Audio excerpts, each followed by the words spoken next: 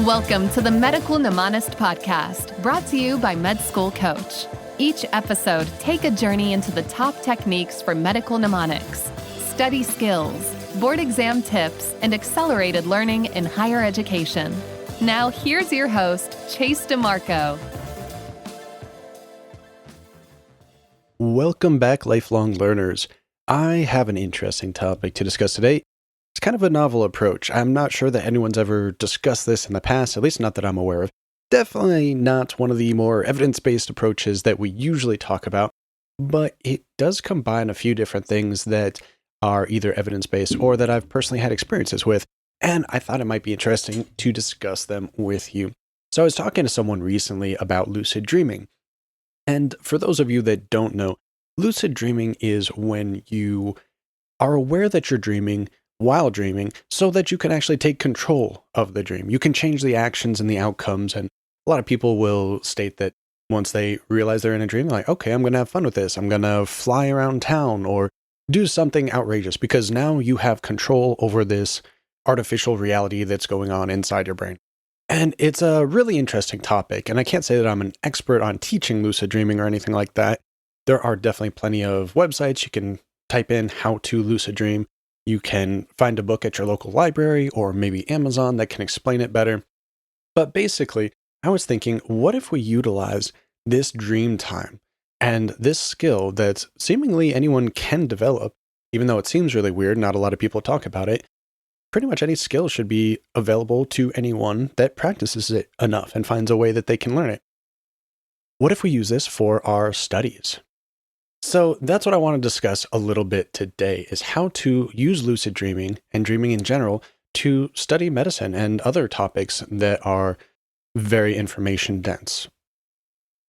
So I'm going to start off with the approach that I think is going to be the most beneficial, because if you are able to take control of your dreams, let's say, what are you going to be able to utilize to study there? You're not going to have your notes in front of you. You're not going to have your textbook, or maybe you'll have the textbook, but it's unlikely you're going to be able to, quote unquote, read this textbook while dreaming, unless you have photographic memory and have memorized the location of every word on every page, which, to my knowledge, does not actually exist in real life. Eidetic memory is really not something that you see, definitely not how it's portrayed in movies or anything like that. So what can we actually utilize within dreams? Well, I would say visuals are going to be the best medium for this. And if we're going to use visuals, then why not use our mnemonics and memory palaces that we discussed in so many episodes in the past? So if you're new to the show, or if you just need a refresher, let's quickly discuss what visual mnemonics and memory palaces are, and then let's see how we can utilize these, potentially anyway, for our studies. Again, this is not something that I've actually read about or even practiced at this point. It's just something that came to me recently, and I haven't lucid dreamt. I haven't practiced lucid dreaming in a long time. So how to implement this exactly? It's going to be a little bit of trial and error, I'd say, for everyone. But a lot of these skills they're very personalized. So let's start with the visual mnemonic. This is something that many of you may be aware of from commercial products like Sketchy Medicine or Mnemonic. We've also had them in past episodes of the Medical Mnemonist, so go back and check out the early episode with Sketchy Medicine and Mnemonic, and we recently did another episode with the other CEO of Sketchy, so you can kind of see what they do, how they approach creating visual mnemonics. Or if you just want to use their pre-made ones, that is fine too. Either way, try to have some visuals that you can utilize, and then we can place them in the memory palace. The memory palace is something we've discussed in multiple episodes at this point, and how to approach it can vary depending on what you need to study, how much information there is, what is important for you, what parts you remember naturally or easily, and which parts you have more difficulty with. It's going to be a very personalized approach, so do check out past episodes to see how to really approach making your own memory palace. We're not going to go into great detail here, but we definitely have dozens of episodes that discuss this from trainers, from memory champions, and from medical practitioners themselves. And the basic concept is the memory palace is any kind of location that you can visualize. Most people start with like their house or a friend or family member's house. You can use public locations, schools, libraries, hospitals, the local eatery or gas station you frequent, whatever it might be. Making a list of these can be very useful later on. And then you can start creating the visual mnemonics and placing them in these memory palaces. Terminology we use a lot is that there are macro stations within the memory palace. So that would be like your rooms in a house, your bedroom, kitchen, living room. Then we have the micro stations, which are in the macro stations. And that would typically be furniture, light switches, doors, windows. These are locations that you can place your mnemonic on, place your visual imagery on for later recall. And having that location based makes a good reference, because if you're just trying to remember, let's say 20 or 30 different visual mnemonics, you might not recognize if you miss one of them in your recollection as you're reviewing the material. If, however, you are picturing your bedroom and you're looking at the dresser and like, I know a visual goes there, I just can't think of which one it is, then at least you're made aware of it and you can go back and review, and you might have written down your visuals like an outline of where things are, so you can use that as a reference later on. Either way, we're not getting too much in the weeds about actually creating your memory palace. But let's say we had many memory palaces as well. I think episode 33 and 35 had Dr. Lev Goldentouch discuss how he has memory cities, where he's combined all of these different memory palaces into his own visual city. And he can zoom around from one to the next and recall like a million items in one sitting.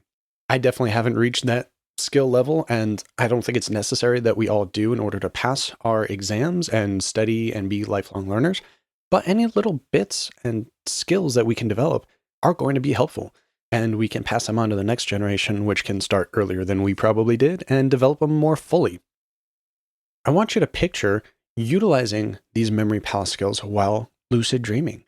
So that say you become aware that you're dreaming, and now you can utilize this time within your dream to go through your memory palace. Maybe you're just recalling it, maybe you're actually walking through it in your dream. And you can use this as one of your spaced repetitions, basically. Now, I'm not saying this is going to be the only studying you'll do, but a lot of students do complain that, especially when they're starting off, or they're not that skilled at this process, and it happens to me as well, that it can take a long time to create certain visuals. Some are easier to create, others are hard to find this abstract representation, this caricature, this object to represent something in medical terminology. But let's say if you were able to develop this skill, you could maybe potentially spend a lot of your waking hours creating the visual mnemonics and placing them in memory palaces, and then you could actually review them at night while you're dreaming. Wouldn't that be cool? So there are definitely some possibilities here, and how far it goes, I don't know. I'm not going to claim that this is going to be more effective than whatever study strategy you're using currently, but it's definitely a creative way to implement new study techniques. And sometimes we just need to get past the monotony. Sometimes we need to try something fun, creative. Maybe we're just more artistic than some of the other classmates, and the normal rote memorization and writing down notes isn't working for us. And generally speaking, that doesn't actually work for anyone according to the research out there. So let's try some more creative avenues. If you have the time to develop lucid dreaming and or visual mnemonic and memory palace skills, especially earlier on, if you're pre-med or even earlier, you probably have a huge advantage in this. You'll actually have the time to do so. Whereas if you're in medical school, you might just be trying to keep your head floating and keep your head above water, and might not want to dedicate too much time to developing these new skills that are a bit novel and a bit unique, and probably something you haven't really heard too much about in the past. And if any of you have experience in doing something like this, then please do let me know. I would love to hear your stories and maybe even bring them up on a future episode.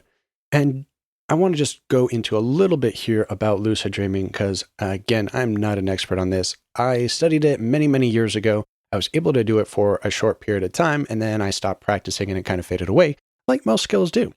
If you read a lot of the material out there, there are different techniques that people implement for beginning your lucid dreaming trials. And for me, the ones I initially read about didn't work at all for me. I had to find my own. And that might be something that you have to run into as well. If you remember the movie Inception, you'll notice that he's constantly spinning this top.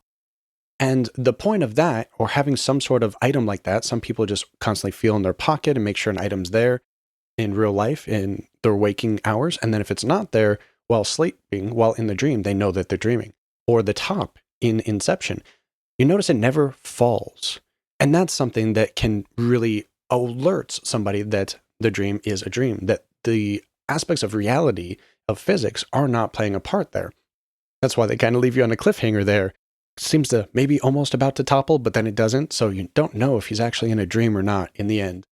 There are other techniques where I've heard of people hitting doorways as they go through the frame of a door, and they get used to that feeling every time they go through a doorway. So if they go through a doorway in a dream, it's going to feel different, right? Because you're not actually physically hitting something. A lot of people claim that they can't feel anything, or at least they can't feel pain in a dream. I'm not sure how much that is based on fact or not, but it'll definitely be different. So that'll alert them, hey, my slapping my hand on this piece of wood or the door frame, whatever it is, feels different. I must be dreaming right now.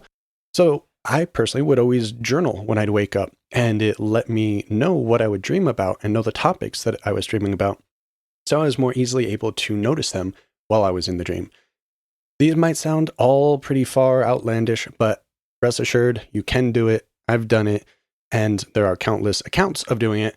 How to actually do a study on this, I have no idea, so there probably isn't much out there in the literature, I would assume.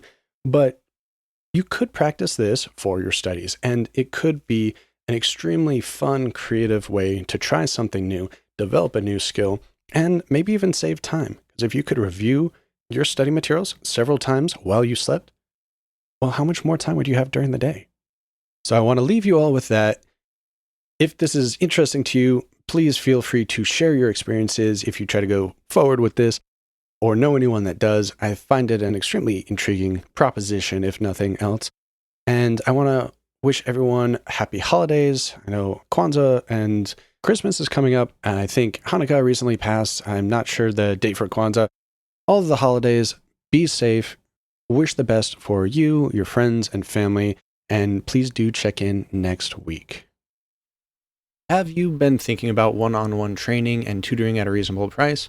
Well, Prospective Doctor is now sponsoring a limited number of free sessions with me each month. To register, you can go to prospectivedoctor.com/chase and register for a free 30-minute coaching session.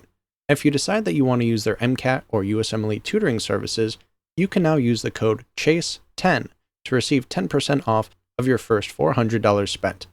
Just enter CHASE10 and get your discount now.